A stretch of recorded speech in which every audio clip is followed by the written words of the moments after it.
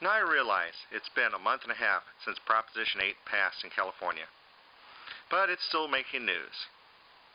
Right? Most recently, they're now trying to get it so that those 18,000 existing same-sex marriages are no longer valid and should be annulled. Well, at the time, they were saying that, no, they couldn't make it retroactive. But all you do is read the plain text of the amendment, and it said that the only marriages valid in California will be between one man and one woman. No exceptions, just that. And people actually believe that, no, it couldn't be made retroactive. Well, the past couple days, the people who got Prop 8 on the ballot are now saying, hey, this applies retroactively. So where did we go wrong? Well, we didn't go wrong. The Proposition 8 people went wrong on several levels. I was just reading the California Constitution. It is not but a few lines later that they bring up the notion of ex post facto laws. You cannot make things up after the fact. And so those attempts to invalidate 18,000 same-sex marriages isn't going to work, because the state constitution already established that you can't do it. Even earlier, in Article 1, Section 1, there's the guarantees of privacy. That was the same concept with regards to Texas versus Lawrence. Again, the issue of privacy. And in fact, I'm going to take this one step further. The whole notion that they're going to try to force it to be retroactive would very likely blow up in their faces.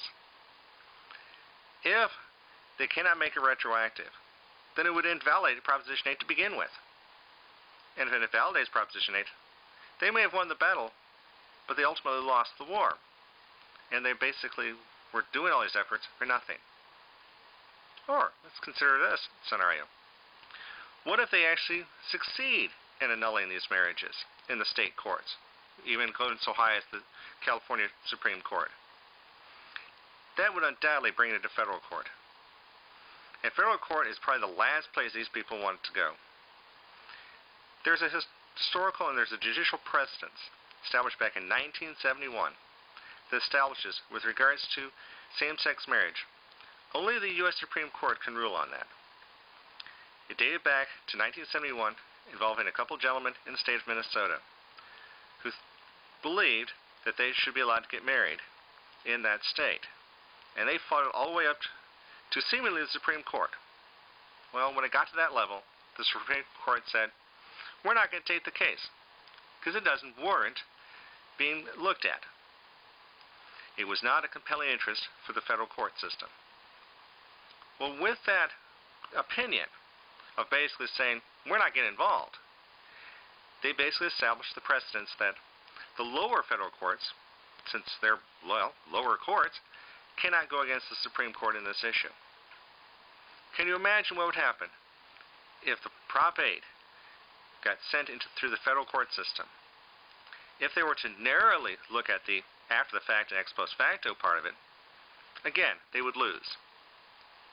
But if it gets expanded and sent even deeper and deeper into the courts, possibly to the U.S. Supreme Court, don't you think that the forces of tolerance and the forces of what is right in society are going to speak up and be given their opportunity and make it an issue not just of after the fact, but even the right to marry? Both sides have been afraid of going to federal court. Certainly, the gay marriage side has been real cautious, because they're afraid that if it goes to the federal courts, and let's face it, if they lose in the Supreme Court, the game's over.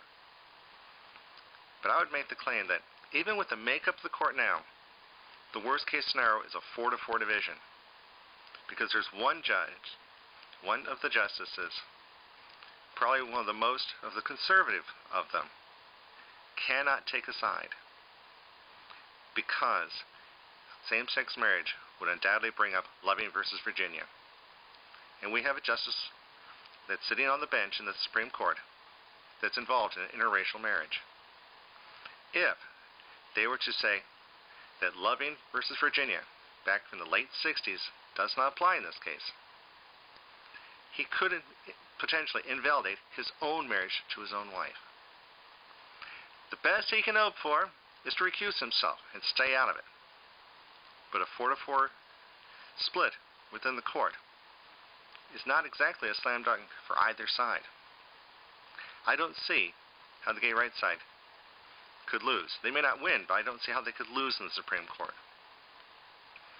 So this whole thing with Prop 8 not only could blow up in their faces in the state of California, but if it gets run through the federal court system, it could blow out Prop 8 in California, Amendment 2 in Florida, Proposition 102 in Arizona, even in my home state, which has had a marriage amendment since 2004, or the neighboring state in 2006, or all these other states that have marriage amendments, that could all be invalidated because the Prop 8 people put ideology and practicality